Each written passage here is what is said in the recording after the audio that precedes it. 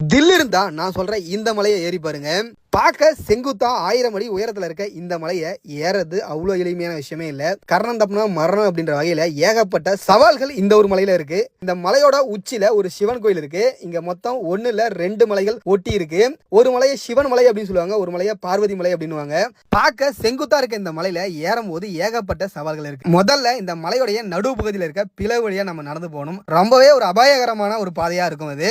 அதற்கடுத்து கம்பியிலேயே போடப்பட்டிருக்க ஸ்பிரிங் படிக்கட்டை நம்ம கடந்து போகணும். அடுத்ததான் இந்த மலையோடைய நடுப்பகுதியில் ஒரு பிளவு இருக்கு. அந்த பிளவுல செங்குத்தான இரும்பு ஏணி படிக்கட்டு இருக்கு. அதெல்லாம் நம்ம ஏறணும். கண்டிப்பா இதுல ஏறும் போது கீழே மட்டும் திரும்பி பார்த்துடாதீங்க. அடுத்ததா சுத்தமா வெளிச்சமே இல்லாத இருட்டுல இருக்க படிக்கட்டுகளை கடந்து மலையோடைய உச்சிக்கு போகணும்.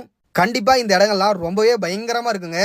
இதெல்லாம் தாண்டி நீங்கள் மலையோட உச்சிக்கு போயிட்டீங்களா, அடுத்ததாக இன்னொரு ஆபத்து இருக்குங்க. அது என்னன்னா, இந்த 2 மலைகளையும் பார்த்தீங்கன்னா ஒரு இரும்பு ஏணி படிக்கட்டை கொண்டு இணைச்சிருப்பாங்க.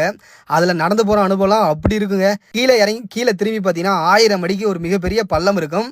இதையெல்லாம் நீங்கள் கடந்து போனீங்கன்னா மலையோட உச்சியில் இருக்க சிவபெருமான தரிசனம் செய்யலாம். அது மட்டும் இல்லாமல் அங்கேருந்து பார்க்குற வியூலாம் அட்டகாசமாக இருக்குங்க. இந்த இடம் ஆந்திர மாநிலம் சித்தூர் மாவட்டத்தில் புலிகுண்டு அப்படின்ற ஒரு இடத்துல தான் இருக்குது.